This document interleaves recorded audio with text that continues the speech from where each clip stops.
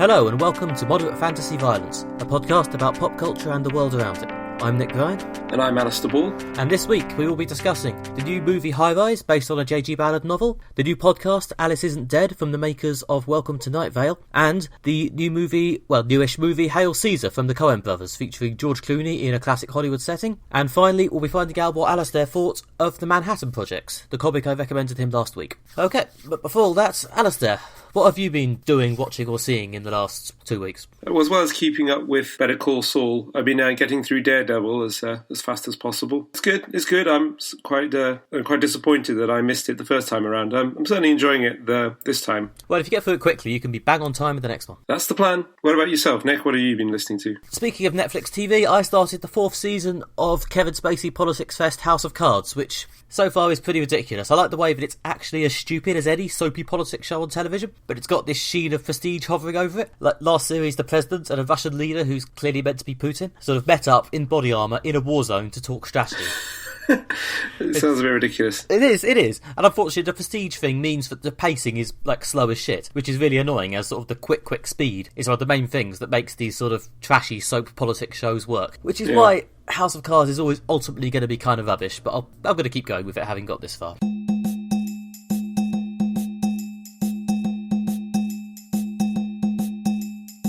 First up, we'll be discussing High Rise, a new film directed by Ben Wheatley, starring Tom Hiddleston and Jeremy Irons, based on the classic J.G. Ballard novel. We both saw this at the London Film Festival last year, when it was in the competition, I believe, so we're ahead of the cinema-going public on this one. So, Nick, what did you think of the film? Well, I haven't read the novel, so I am going to have to mostly look at the Ben Wheatley film. It was very absorbing. It was one of these films that is clearly viewing its subject matter through this sort of tower of artifice. Tower of artifice being a particularly good phrase in this case. So, High Rise is about a guy, Dr. Lang, played by Tom Hiddleston, who moves into a massive tower block, which is meant to be some sort of self-contained society, which has its own shops and different classes of people living at the different levels. And then it sort of slowly collapses into this conflict between, as I say, the different classes at the different levels who are angry that the higher up people get all the privileges and stuff. The building starts to break down at first, and then as the building breaks down, its trash facilities and lifts and things, the social structure of the building breaks down. So when it becomes, a sort of animalistic fight of sort of floor against floor, faction against faction. The book is quite violent and quite dark. It was sort of a satire on the Thatcherite sort of British society at the time, and it's a sort of obsession with class. Yeah, the violence in the film was very stylised, I guess. It wasn't very visceral a lot of the time. Kind of almost darkly comic in the way it was presented. Yeah, it was, and there was, they say it was done with a lot of style. Although there are some scenes that are quite violent and quite shocking. I think I should say from the outset that if you're in any way squeamish about violence, especially sexual violence, it's probably a film best avoided. But it's got some great performances. It's got Jeremy Irons, I don't think he's acted in a while, at least not in such a prominent role. And he's perfect, playing the role of the architect who designed the whole building. Kind of in the book, it's sort of implied that maybe he wanted it to break down like this to kind of get to the root of who people are, and obviously with living in the penthouse at the top of the building, he kind of views himself as kind of king of it all. Tom Hiddleston is meant to be this sort of vacillating middle class figure, like he's a doctor. Yeah, he kind of just seems to want to get on with life, to be honest, and his general approach seems to be that this sort of massive carnage and stuff that's happening in the rest of society doesn't really matter until it starts to affect him. Yeah, I think in the book he's just got divorced. I think they kept that for the film, or maybe they changed it to his sister has died. His sister's is a character in the book and she's not in the film. And he's moved into this kind of modern, all conveniences provided sort of vertical city in order to be near other people. And obviously one of the points that the book makes is that we can all be crammed in together, but that doesn't mean we live together. We're still alienated from people that we're very close to. As it breaks down, the kind of 3 social classes emerge in the tower. The kind of lower 10 floors are occupied by people who are like middle managers and marketing executives, pilots. And the middle section of the building is where Lang lives, is kind of doctors and lawyers and stuff. So he's literally middle class then? He's pretty much middle class, although there's not really any working class people in this structure. I think there are, in the book there's like building porters and maintenance staff, and they kind of abandon the building as it starts to break down. Then the top section is the kind of aristocracy, very wealthy people, kind of lording it over everyone else. In the book, there's a lot made out of how the top echelons, the aristocracy, how they kind of manipulate the doctors and the lawyers of the middle class in order to repress the lower floors and sort of keep themselves on top. There's quite a lot of biting social satire. Obviously, it was popular at the time when it was published. Yeah, the book, from what I've heard, again, haven't read it. I've just been reading a bit around like reviews of the film and stuff. The book apparently, I guess you said, makes a bit more out of the exact structure of the high-rise. Like you said, it's like the top 10 floors, the middle 10 floors, and the bottom 10 floors. Yeah. Like, there's that, it actually matters who lives where or whatever. Whereas, although you did get the feeling of there being this sort of vague ascent in wealth as you go up the tower, the film was very much sort of, Tom Hiddleston lives in this place, society is breaking down, kind of just because it is. Yeah, I mean, the book, because it's kind of got this very quite detailed prose, the sort of omniscient narrator or Ballard's own voice in the book, which goes into a lot of detail, and there's a lot of specific things about who lives at what floor, what apartments, where they are in the social structure, which floors have like the kind of recreational facilities. I mean, there's 2 swimming pools and there's like a shopping floor and things, and they become sort of battlegrounds, which is in the film as well. I mean, the film pretty much takes the plot of the book, but kind of it gets rid of a lot of the author's voice, which I suppose you really have to for a film, is trying to translate this kind of very descriptive medium into the very visual medium. So it's got the same sense of style, I think, the book has, but rather than going into the exact detail that the book has, the film has kind of these kind of broad strokes of detail, which suit a film better. Yeah, the film only really goes into, Tom Hiddleston and the other guy, Richard Wilder. Richard Wilder's a character. Yeah, played by Luke Evans, according to Wikipedia. So, yeah, the character Richard Wilder is the one who, I guess, is the character to whom we actually see the breakdown a bit more, because he actually does get a bit more involved with that, whereas Lang seems to spend a lot of his time in his flat pretending it isn't happening. Yeah, Lang's quite aloof from the whole thing. And in fact, I think, pretty sure in the book he's more aloof than in the film. In the film, he gets more involved in the plot. Obviously, your main character kind of has to be involved in the plot. The Richard Wilder character is a filmmaker, and he's on the lower floors, and he travels around the building ostensibly making a documentary about how society is broken down, but it seems to be mainly just so he can indulge his sort of animalistic side, that he wants to sort of fight people. And he has this long-standing kind of desire to physically climb to the very top of the building to kind of conquer it, which is in the film as well. The film's directed by Ben Wheatley, who is a very well-respected British director. People speak very highly of his films, A Field in England and Sightseers. I haven't seen either of those, but I think they're sort of lower budget productions. This seems to be his first quite major production. It's got Tom Hiddleston, we all know and love as Loki in the Avengers films, quite a high profile actor. Jeremy Irons, certainly a very famous, well-respected actor, who I believe is going to be Alfred in the Batman vs Superman. That sounds about right, yeah.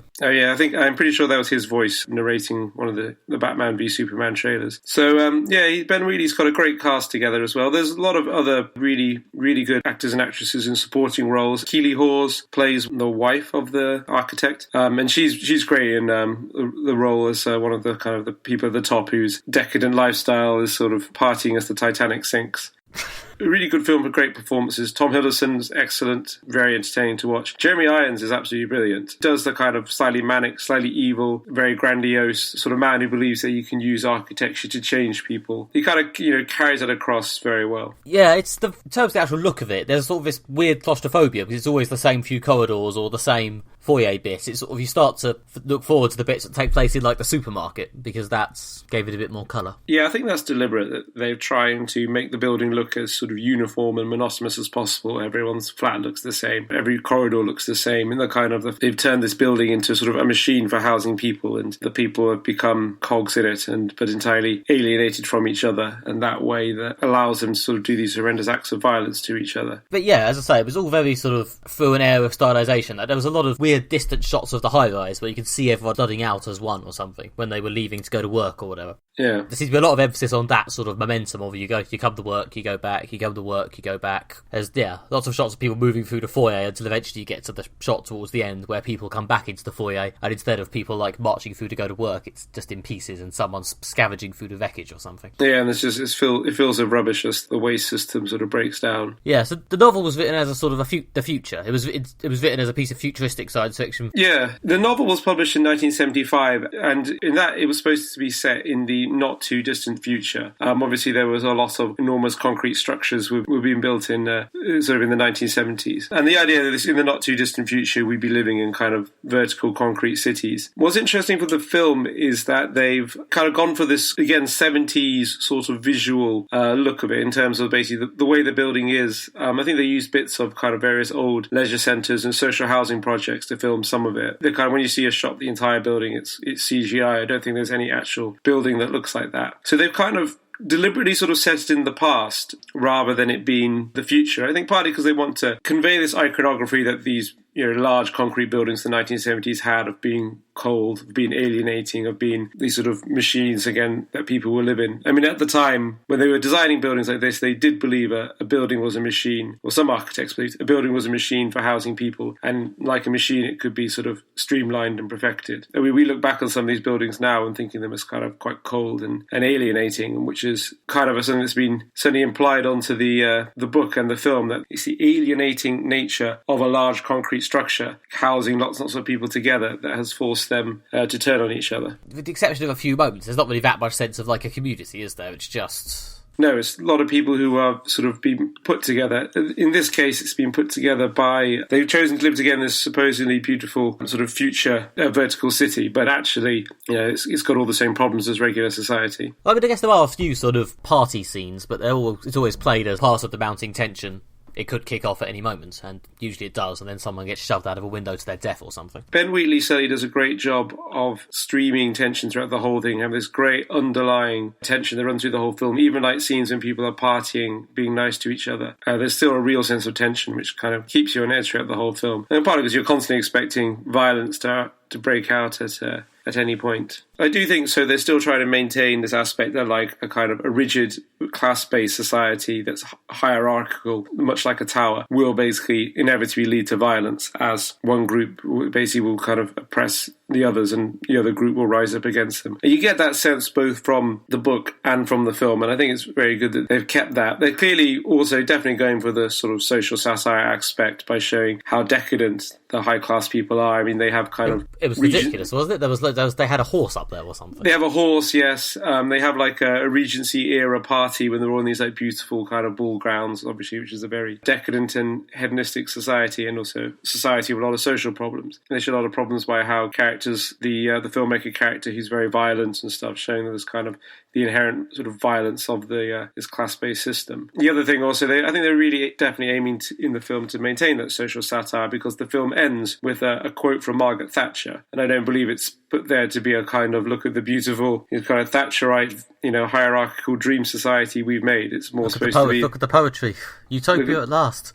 Yeah, Utopia at last, in a kind of building that's sort of slowly turned to dust and sort of, broken down and become a swallowed cesspool. I think it's very much showing that kind of, having that Thatcher quote on the end is very much trying to reinforce the point that this is a social satire. This is supposed to show sort of, how corrupt and sort of like how oppressive our society is in one vertical structure. What I find really interesting about this film is the visual style, because obviously Ballard is a writer with a really strong sense of prose. You get a really strong sense of the author's voice, and that is kind of intrinsical to the book. And obviously you lose that in the film, but they have managed to somehow take the kind of what Ballard evokes with words, they have evoked visually, which is why this film is, I think, superbly directed. And I think part of that is the decision to base it very much in the past, even though it's kind of looking to a hypothetical future when we live in giant vertical cities, but it's also in the past because it's obviously got the iconography of the past. It's a large sort of like very 70s looking concrete building with modernist geometric shapes everywhere, and like I say, like a machine for people to live in. And I think that will help the film kind of endure, and I mean, there's nothing that looks more dated than a film made in the past but set in their vision of the near future. There's lots of, like, think about Space 1999, when, they thought by 1999 we'd have cities on the moon, which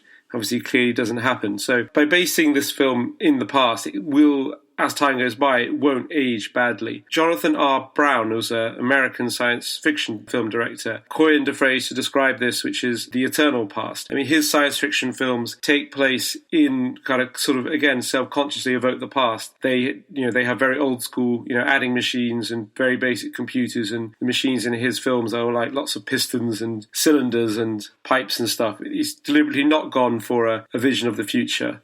so that it doesn't age badly. If they had made a film that was full of like kind of, Apple Incorporated vision of the touch future and kind of white lights and glass, the future I don't think will look anything like that. And, it'll age rapidly and seem ridiculous, just as Space 1999 does now. So by going for this kind of more historic look, it will actually, ironically, make a film about the future seem relevant for longer. It also makes it seem more alien in a way. Like, I don't know, we're invited to engage with it more because it's notably different from our way of life rather than just going, oh, look, it's an iPad. Yeah, well, it's not also... The world of high-rise is not an urban environment we're familiar with. I mean, we associate, basically through cultural stereotypes, large concrete buildings with this kind of quite cold sort of image of being associated with like kind of public sector buildings, council estates, places where poor people live, which is a sort of a stereotype that's kind of our class-based society, is forced onto us. And so seeing kind of rich people live in a sort of a large concrete structure does seem quite unusual to us. The idea that like you're wealthy and the idea of the desirable place to reside would be, kind of a very, very large concrete sort of modernist building does seem kind of strange to us. So it is, again, does seem very alien, very out of our time to see obviously these wealthy people fighting over a large concrete structure. Sort of aptly, certainly from our perspective in London, that's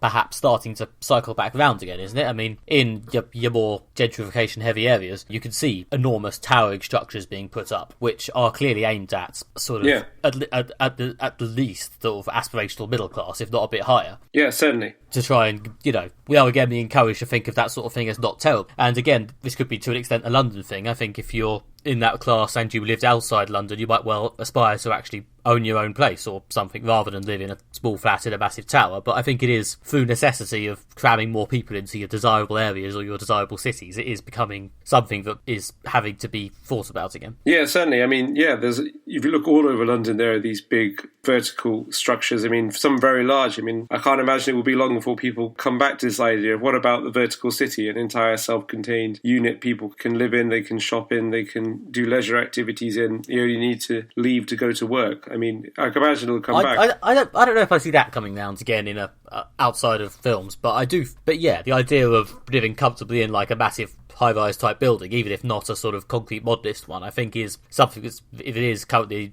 having to be reassessed as a way that relatively money people might still want to live. Yeah, well, the future will be something we can't really understand right now, so, I wouldn't surprise me if things like that become popular in the future. And certainly, the vertical living is coming back to London in a big way. As, you just said, there are tower blocks in luxury flats springing up everywhere, so, it's kind of strange how these ideas do, go from being very unfashionable to be now coming back to be very fashionable. Yeah, but again, it's sort of out of necessity. But yeah, you sort of obviously these are sort of modern architecture, like big, shiny, look how beautiful it is, look how glamorous it is things, rather than that, because that's the look of now, I guess. I don't know. Come back to glass and iPads, I guess so, rather than concrete. Yeah, but it'll age as well, just like anything else. It'll certainly age if it's not properly looked after, like a lot of these concrete buildings were. So, in the future, we'll probably look at them in the same way we look at the kind of concrete architecture of the 1960s and 1970s and think, God, what were they on? Why do they want to live in these places?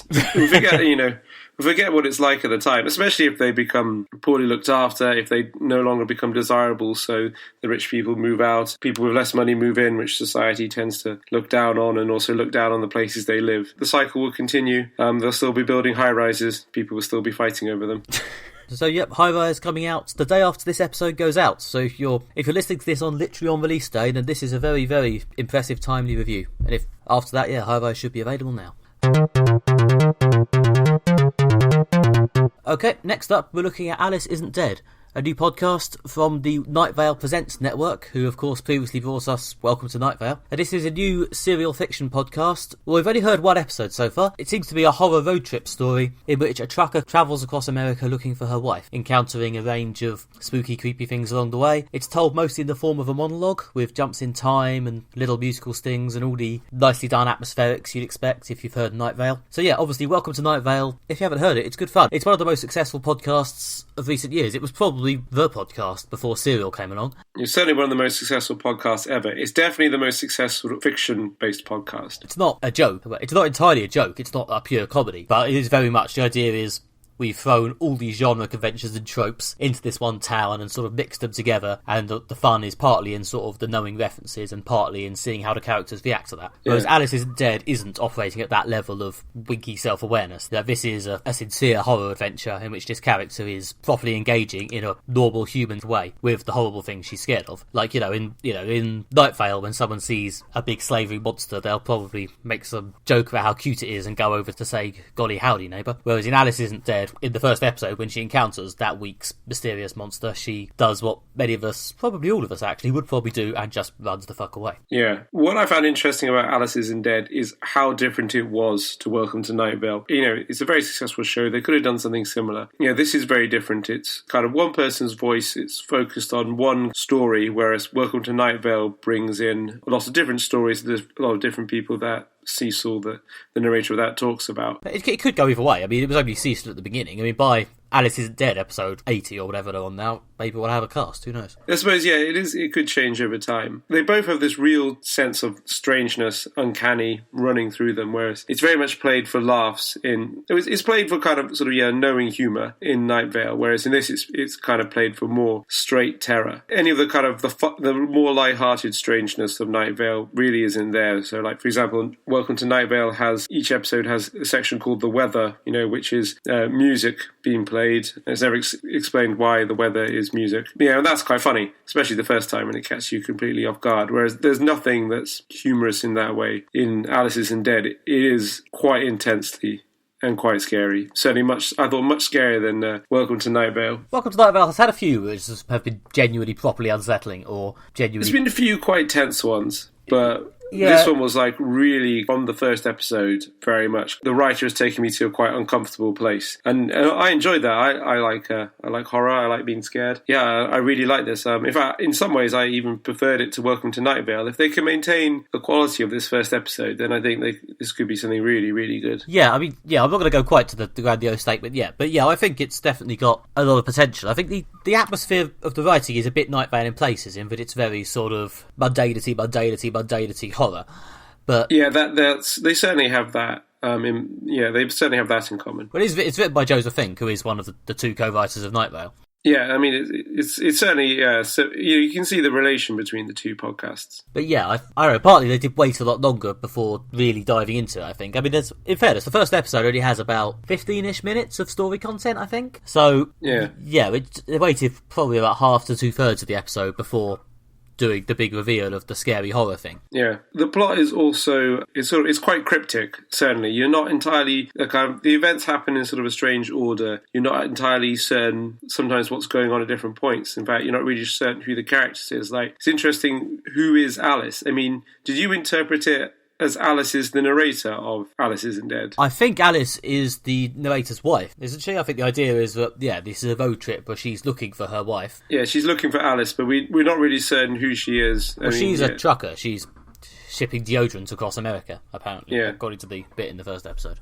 Yeah, but we're not sure. Yeah, again, there's a lot of ambiguity in the first episode. Yeah, I really liked, outside of the sort of the really scary evocative bits with the omelette and the villain, sort of the scary antagonist, it's not very clear if this is going to be like the big ongoing scary monster, or if this is like just a first episode thing, a sort of one of many scary monsters. But yeah, outside of the horror stuff, I quite enjoyed the bit where she was talking about deodorants and stuff. Just for the sort of slightly more casual characterization level of it. I think that was quite fun, because Night Vale, because it's all a show and because it's always done with this sort of knowing sense of humour, it doesn't always do the light characterisation touches or the sort of casual, this is just a person having a chat thing, because they're always, as part of the gimmick, anytime anyone's talking, they know they're on a radio station. Whereas maybe this is part of the reason why this is a bit more scary, because there's this element of it's just her interior monologue on some level, I'm assuming, unless they're going to introduce a device about who it is she's talking to, which they could,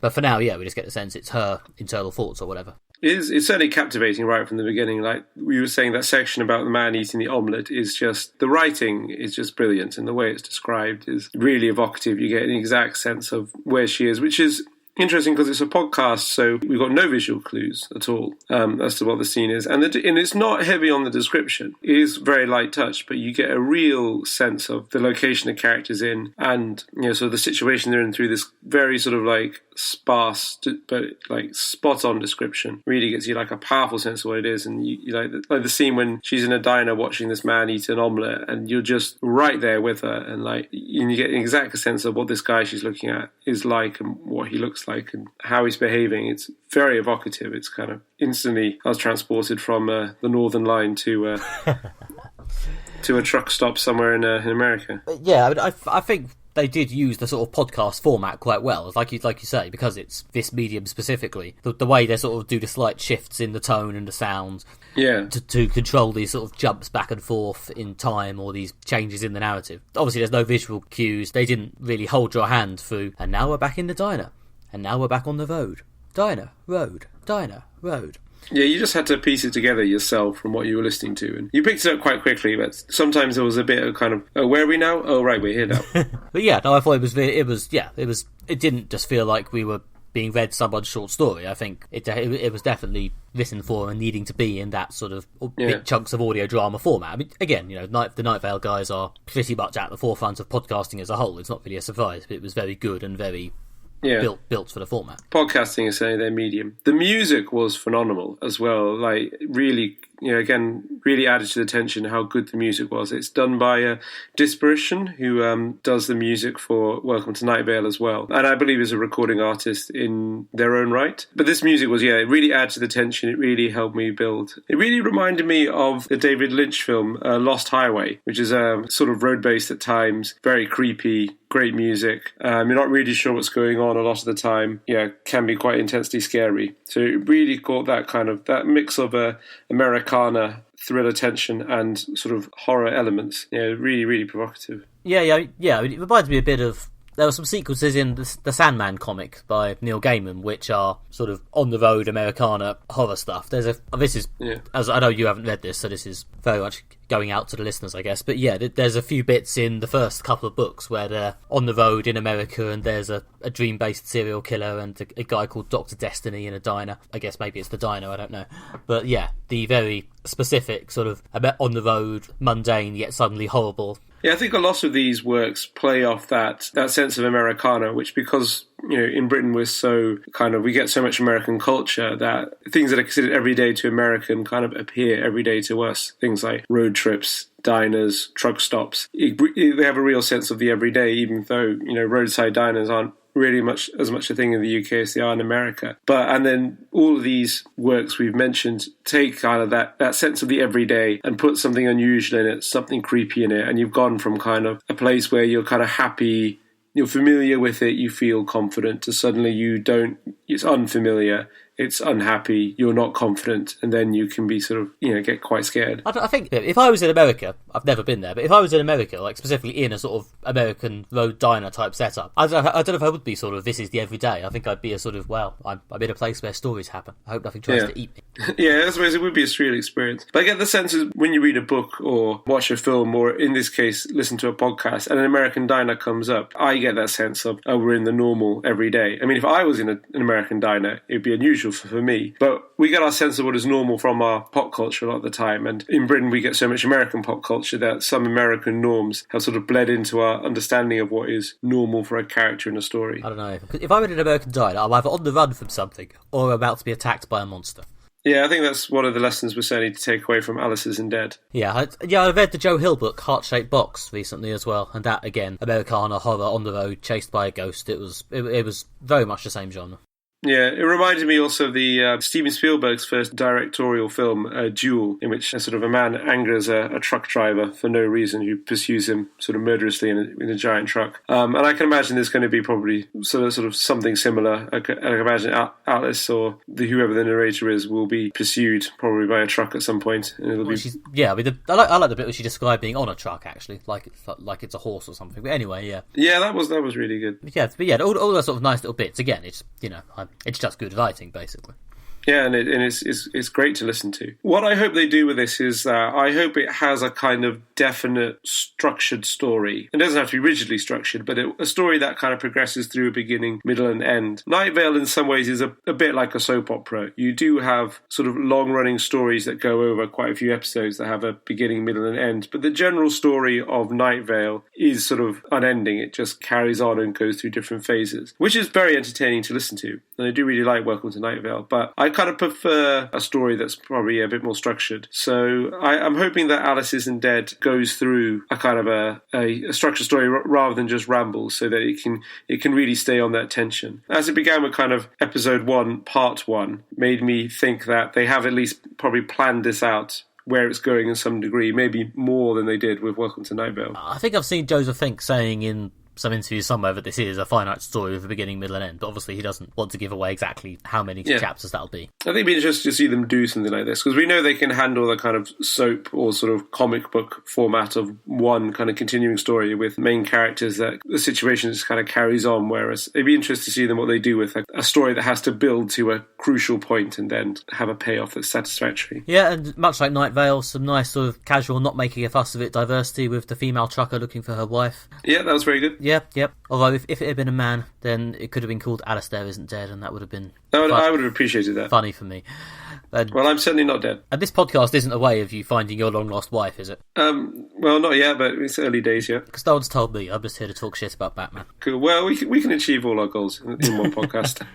But no, honestly, if I had to nitpick, and I am on the internet, I found the bit where it went from the story to an advert and then back to the story a bit clunky. But yeah, I don't know if that was just for the first episode, and because they wanted to intro with an intro from the story, and next time they'll just put the ads up front like all the other podcasts do. Yeah, it is one of the gripes I do have against really popular podcasts, especially these very popular American podcasts, which is that they are very heavy on the adverts. And I understand that podcasting isn't like anything else. It's not this set up way, preset way to make money. And, you've got to kind of take the deals you can. And they say, like in Alice Isn't Dead, that they wouldn't be able to tell this story another way. It wouldn't it wouldn't work as a TV show or a film. So they, obviously it's got to be in podcast. But like episodes of Serial and Welcome to Night Vale can be very heavy on the adverts. It is kind of like you sit through a lot of adverts. Does Night Vale have adverts? It's just like the bit at the beginning where they talk about their own stuff, isn't it? Well, they're advertising themselves, their own T-shirts. But I don't mind them having the ads up front, because if I'm not in the mood, I just punched a forward button a few times. I mean, I'm happy to say I've listened to enough episodes of most of my favourite podcasts that have adverts to know exactly how many times to punch the move on button to skip the advert and go straight into the episode. Yeah, it's a great podcast, but one of the worst offenders for this is 99% Invisible, which is an architecture and design podcast. Brilliant podcast, really, really interesting. Although it's about 15 minutes long, and I swear the last 5 minutes is just adverts. They have like 3 sponsors each week, and they talk about them at length. I mean, it really could be lighter on the adverts. Yeah, I know, but I never feel the need to get that pissy about podcasts that I don't pay for having ads, to be honest. I know some of them have Patreons instead, and I contribute to a few of those that I like, and that's cool too. So yeah, that is a very good point. I suppose it is a medium that we don't pay any money for. Although I paid money, like Night Vale, I paid money to see them do their live show when they came to London about 2 years ago. It was very, very good. I enjoyed that. Another one of my favourite podcasts, No Such Thing as a Fish. I paid to see them live. So, I mean, there is an element of, as you become a fan of something, you want to spend money in it, you want to support the projects or the artists involved. But you are right that we can't complain too much about adverts when we're getting something for free. Also, when this podcast is as successful as Serial or Welcome to Night Vale, we'll see how many adverts we have on. Yeah, but we'll put them at the front. Or we already have our sort of BP bits between sections, so we could just put them in there. We've literally built our own ad breaks into our format because we're primed to make money. We planned in advance. We're a capitalist machine. Yeah. And speaking of which,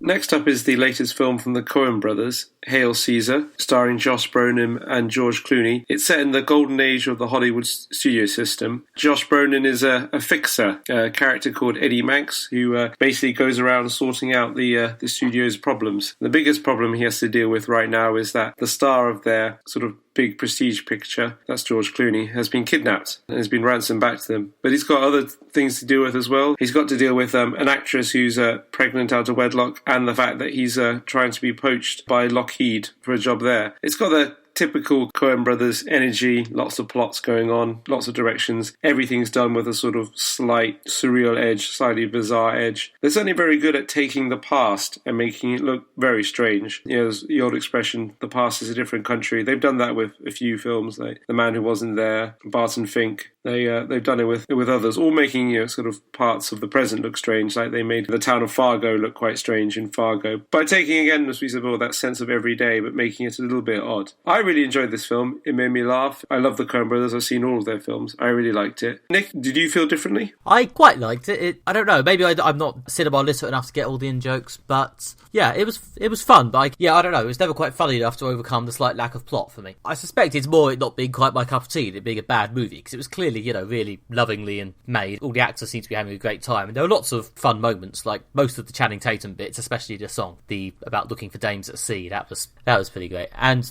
to be fair, most of the George Clooney stuff was pretty funny as well, especially when he wakes up and discovers he's been kidnapped by the communist fighters, or whatever the hell that was. And Tilda Swinton as twins, and Jonah Hill's brief appearance, and the final Channing Tatum scene, which I actually won't describe in detail because it's a massive spoiler, but yeah, it's really, really affectionate. It's really, really good natured. You know, I feel bad being too mean about it, but yeah, I was talking earlier about High Rise showing every this slight sheet of artifice, and Hail Caesar, yeah, it's less a sort of sheet of artifice and more massive goggles, I guess. Yeah, that's certainly definitely much in the Coen brothers style. There's a kind of, not even a look, but there's just a, you know when you're watching a Coen brothers film, even if it's a deadly serious one like No Country for Old Men, or like a really surreal one, like a really surreal and silly one like The Big Lebowski. You know when you're watching a Coen brothers film because they have this style. You know, it's not the real world you're looking at. You'll have a window into kind of the Coens world. Yeah, and there is that real sense of sort of style goggles the camera's wearing during this film. Maybe it's just a case of which bit of this world you're peering into. I mean, I quite liked, probably preferred, I think, Burn After Reading from a few years ago, which was this sort of suburban joke espionage thing. Yeah, that was great. I mean, I was trying to think of earlier of other of their films to compare it to. I think that this film is, it's not as good as Inside Llewellyn Davis, the film they made before it, which was one of their more serious ones and was absolutely amazing. Brilliant film about depression and also the folk scene in the 1960s. I don't think it's as funny as Burn After Reading. I think Burn After Reading does that kind of slightly manic, slightly silly comedy much better. So yeah, as you said. The one I think it's most similar to is A Serious Man, which is one from about 3 or 4 years ago, which is similar to Hail Caesar. It's like a series of scenes about this character's life. It's not united by a particularly strong narrative thread running through the whole thing. There's a lot of different threads, but it's more of a sense that you're seeing this guy's life. Hail Caesar, it all takes place during one day. You see everything that Eddie Manx goes through in a day of, his job trying to keep the studio ticking over and scandal free. Eddie Manx actually is a real person, which I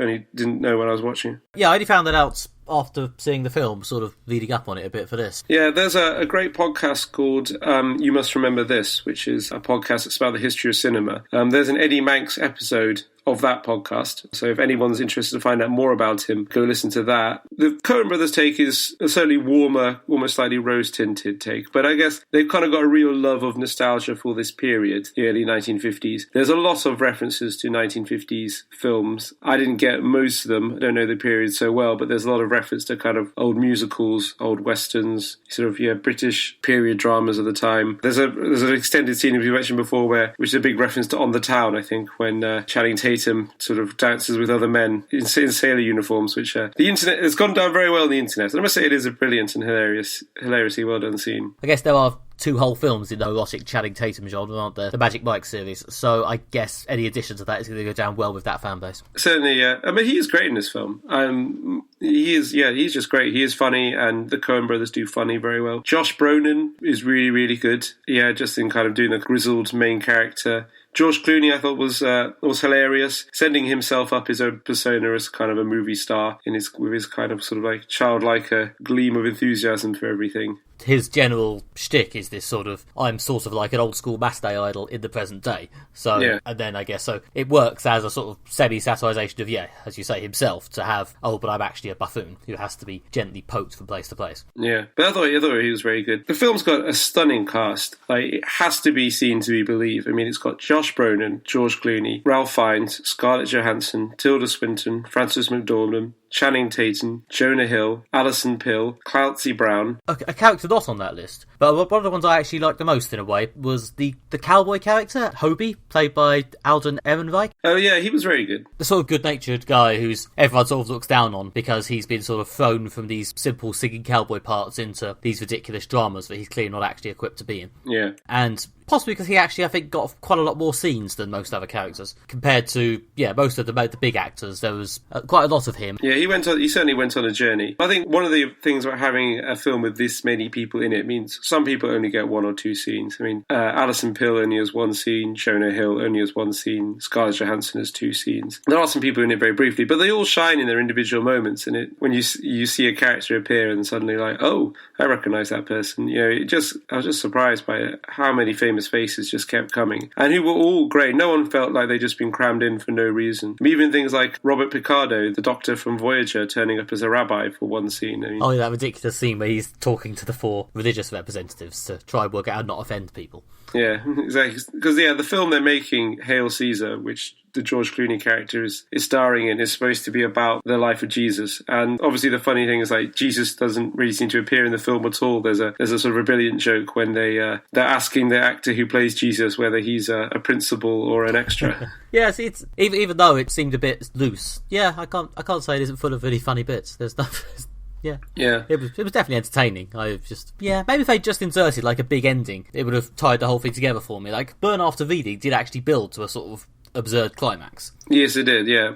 Hail Caesar just sort of goes along and stops. It does, yeah. And I think if you want your films to be very plot focused, this film isn't so much. And the Coens do this with like some other films. I mean, they did this. They kind of played with this idea a bit in Inside Llewellyn Davis, which is you're not seeing a complete story that has a beginning, middle, and end. What you're seeing is a process that continues forever, and you're seeing one cycle of it or one revolution. So you're seeing one day in this guy's life and all the things he has to deal with, and it's not it's like an ongoing thing that you're just captured like a slice of, which the Coens do really well. A similar film they did, it was Barton Fink. And for maximum Coen Brothers geeky points, hats off to anyone who noticed that the film production company in Barton Fink that hires the character Barton Fink is the same production company as Hail Caesar, Capital Pictures. So they're clearly going back to something they've written about before. I did actually know that, but only because it's mentioned in like all the reviews.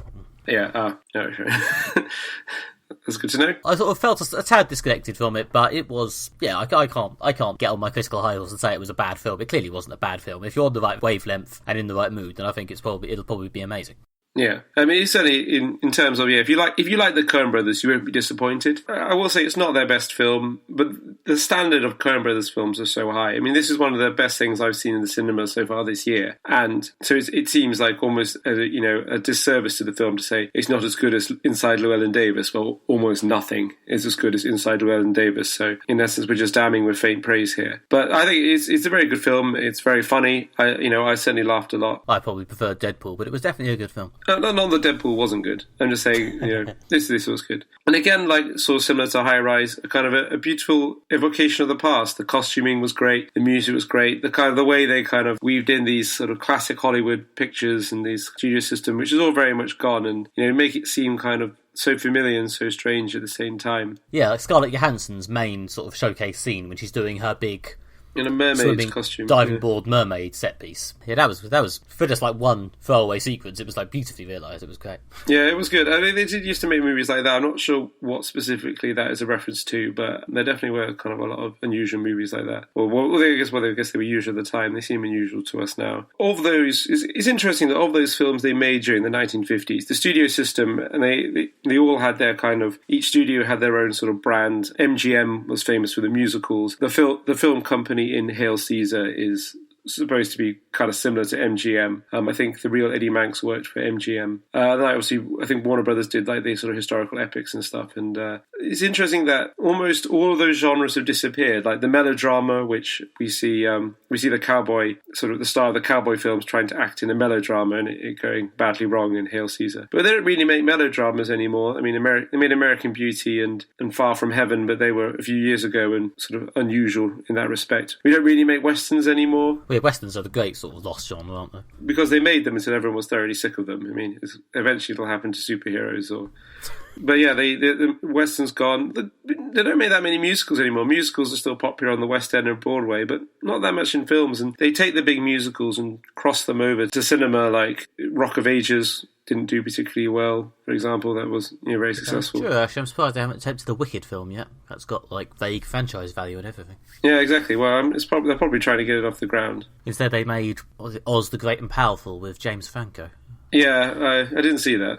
Neither did I, but I'm just surprised they did that instead of just going ahead and making the Wicked film, which actually has some positive brand recognition. Like, people like that. I've seen that and I like it. Yeah, and it's obviously based on a book that's also very well received. I can imagine they want to make that. There must be some specific reason why they haven't, a copyright thing, or it's just they've not managed to find the right combination of stars, directors, and financiers to make it work. Maybe they are just scared of making a massively high-budget Hollywood musical. Maybe they're worried that people just don't want musicals enough, or they'll end up losing a load of money. It does seem musicals are certainly not in vogue right now. I mean, I can't remember one that was really successigual in the cinema recently. Chicago was like over 10 years ago. But you do forget the High School Musical series. I suppose, yeah. I guess it doesn't appeal to people like me, I suppose. But yeah, I guess there must be some out there. What I really like about the Coens is the way they kind of evoke the past, but also make it seem really strange, which kind of works quite well with the kind of retro culture that we have. We like to look to the past, especially for our icons and our inspiration. What's interesting is this film convinced me that communism is basically officially retro, and I think officially back in a retro way. We had communists in this. It's not communism itself, is it? It's sort of the McCarthy type thing. That era of communist witch hunting among Hollywood liberals or whatever, because they've just done Trumbo about that as well. Hollywood does love to make films about Hollywood, as we've seen, with Trumbo and with the Walt Disney film that came out, the film about the making of Mary Poppins the other year, and many other examples. But that is something they bring in, that kind of the McCarthy era sort of witch hunt. Certainly, I think part of the tapestry is openly communist characters. You don't really get anymore, and I think with it's quite a lot of sort of retro, funny communist memes making their way around Facebook and Twitter. So I think I certainly decided that, much like Polaroid cameras in the 90s, apparently communism is back because it's old and funny. Again, I guess the sort of lens view on the past is a bit similar to what we were saying about High Rise, I guess. The sort of using the contained world of the past to create your sort of stylised world. You could go, well, look, this really happened, so I'm commenting on something that's real, but at the same time, it's ages ago, so I can go a bit strange with it. And it doesn't seem quite as odd, perhaps. Yeah, exactly. No, that's certainly how it works. This is if you like the Coen Brothers films, definitely go see Hail Caesar. It is very much in their style. There's something to love if you've never seen a Coen Brothers movie before. Go see this one. It's a good place to start.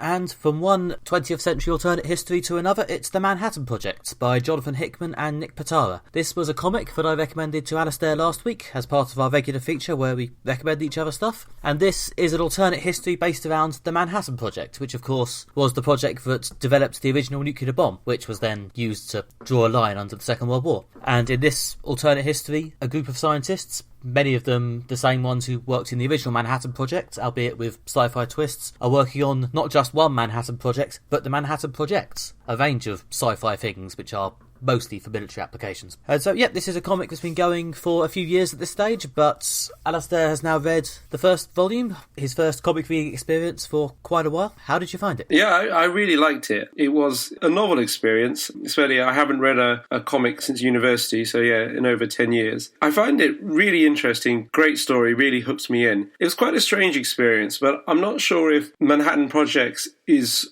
sort of strange comic, or if I found it strange because I'm not used to kind of comics and the pacing of comics, sort of the way the stories are structured. Like, it moved very, very quickly, I felt, from kind of scene to scene to scene, very quickly, very punchy, which, was good. I like the fact it was fast paced. But is that usual for comics, for the plot to move forward that quickly? It's kind of yes and yes with your points. I'm sure there is a certain amount of getting used to reading comics, but on the other hand, the Manhattan Project is, in some ways, a slightly odd comic, It does burn through plot quite quickly. Jonathan Hickman, as a writer, he's done quite a lot of stuff now, including he did a massive sprawling run on the Avengers, in fact, which I think we mentioned in episode 1, actually. In fact, Jonathan Hickman might be one of the only people we've mentioned in all 3 episodes. Anyway. Oh, right, yeah.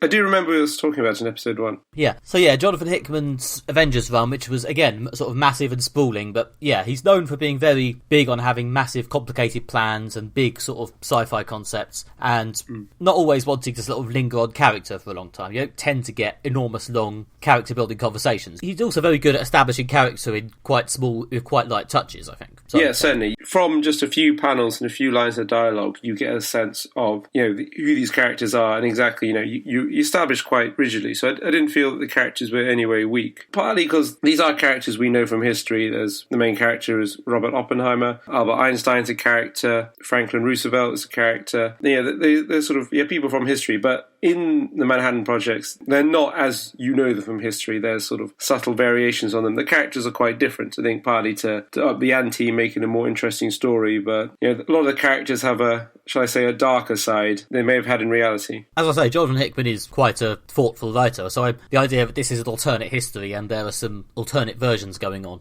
I suspect may not have escaped him. There's a lot of playing with the different sides of the characters which are sort of literally expressed, along with all these weird weapons they're working on. Yeah, and there are some very interesting and bizarre projects, and I like the fact they bring in the actual history. Like in the volume I read, they do have the kind of events of the Second World War. They have when FDR died, and they have when Truman became president and he had to make the decision about whether he was going to use the atomic bomb against Japan or not. They kind of make that happen much faster in the comic to get kind of more dramatic tension out of it. But they do weave in the actual kind of construction and use of the atomic bomb, as well as into a sci-fi plot that has interdimensional travel. It has aliens in it. They turn up, and then the story expands from just this kind of Earth-based World War II conflict into now that you find out about this kind of broader intergalactic war that humanity's been thrust into. So there were a lot of plot threads and a lot of characters and a lot of stuff happening quite quickly. Yeah, I think this is about the third time I've read it, and it does reward the multiple readings, I think. Yeah. But yeah, I like the art as well. I think the art is it's very good at handling both the real people and the emotions and the sort of subtle shades and the sort of, without it seeming like it's weird or intrusive, all the weird stuff as well. The art is beautiful. I really like how,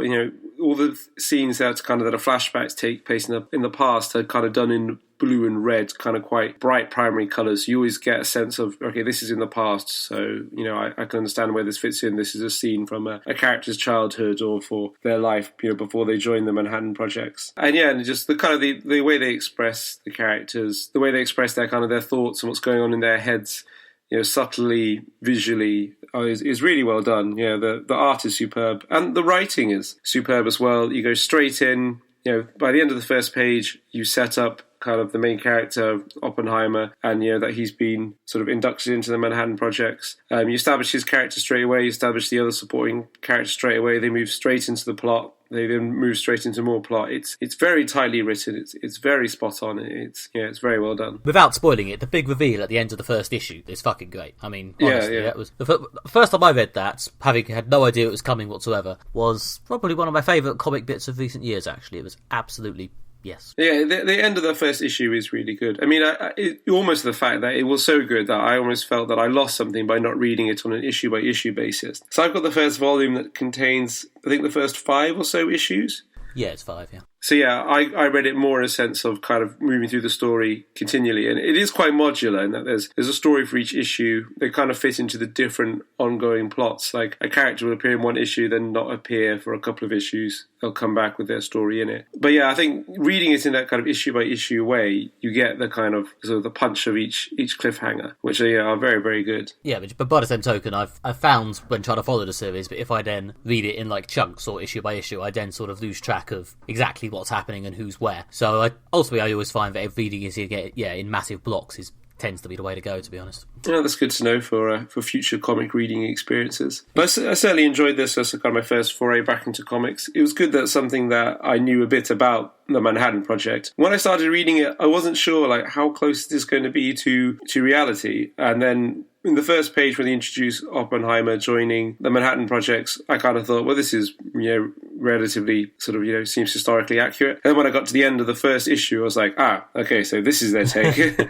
This is going to be more fanciful than I anticipated. And I was like, well, fair enough. That's a great twist. I just kind of want to see where they go with this. And then I read the other 4 in this volume, and then I was like, that is a good story. And yeah, that's a strong opening to a larger plot. Yeah, that's why I chose it, I guess. I thought, as a fan of history, I thought you sort of liked the initial concepts, and it would also be a good introduction to sort of bigger, more visual, comic-y stuff that happens in the later issues. I thought it would work for you. So how long has it been running for? The Manhattan Project's about 5 or 6 years, I think. I'm not sure what issue they're up to. I know they have been plagued by a few delays at times. They've released 5 collected editions so far, and the 6th collected edition is in progress. Right. So there's a lot more stuff for me to read. Yeah. If you want to carry on with it, there's plenty more.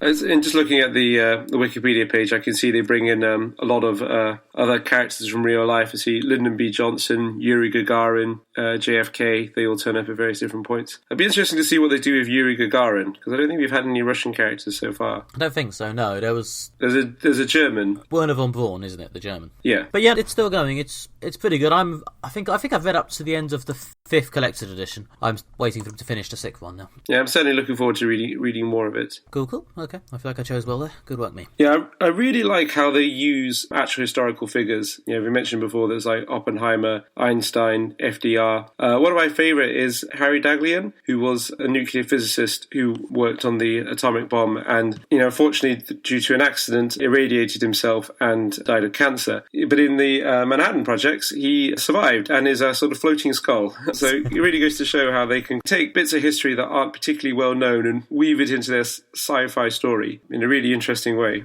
Yeah, I did always get the feeling I'd probably get even more out of it if I actually had a reasonable working knowledge of the history. I'd heard of Harry Daghlian before. I couldn't remember his name on the top of my head, but I do remember the story about one of the scientists who made an important breakthrough in the research that led to the bomb, but unfortunately suffered this awful accident. But when I saw there was a character in a sort of spacesuit, he was a floating skull, I was like, are they going that direction? Oh yeah, they are. Well, points for creativity. Yeah, no, it's a good comic. I think they do really interesting things. Yeah, I'm certainly looking forward to reading more of it. I'll probably enjoy another comic in the future, but it probably won't be Manhattan Projects Volume 2, I'm afraid, as that just seems a bit lazy. Yeah, I think that we've got the content from that. From one comic-based story to another. But next time, Nick, I'm going to recommend you a film. But it's a film that is animated, but the animation is very influenced by comics and uses a kind of comic-based approach. This film could actually be my favourite film of all time. It's hard to choose a favourite, but if I had to choose one, it's probably this film. It's called Waltz with Bashir.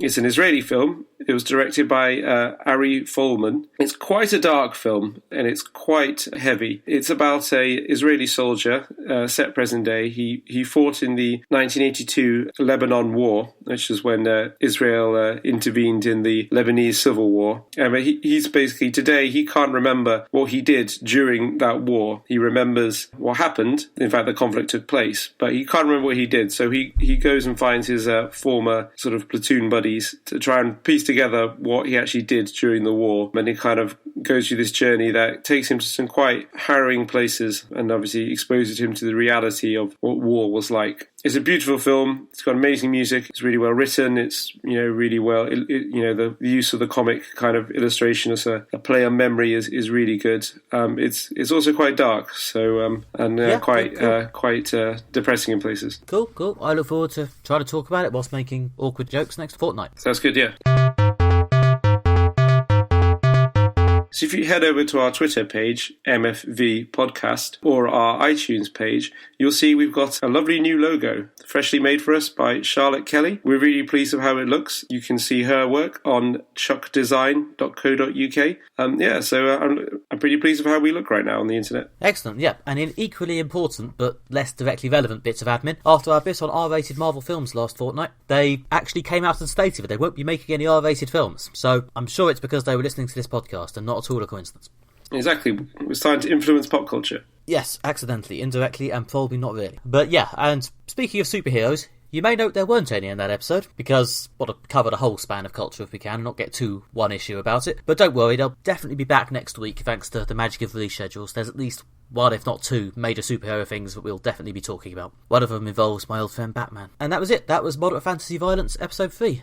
Thank you for listening. If you want to follow me on Twitter, I'm at NickMB, or there's more of my general writing and blogging and stuff at nickbryan.com. You can follow me on Twitter at Alastair J.R. Ball. You can also find more of my writing about science fiction on nimberspace.co.uk, and you can find my writing about politics on redtrainblog.blogspot.com. Okay, and as Alastair said before, you can follow the podcast as a generic homogenous entity as at MFV Podcast on Twitter. There's also the deleted scenes on the SoundCloud, which are soundcloud.com/moderatefantasyviolence, or they're linked from the Twitter. And if you want to go to our iTunes page and review us, then more people can find the podcast, and we'd very much like that. I think that was episode 3. Okay, we'll see you in a fortnight. Bye. Bye.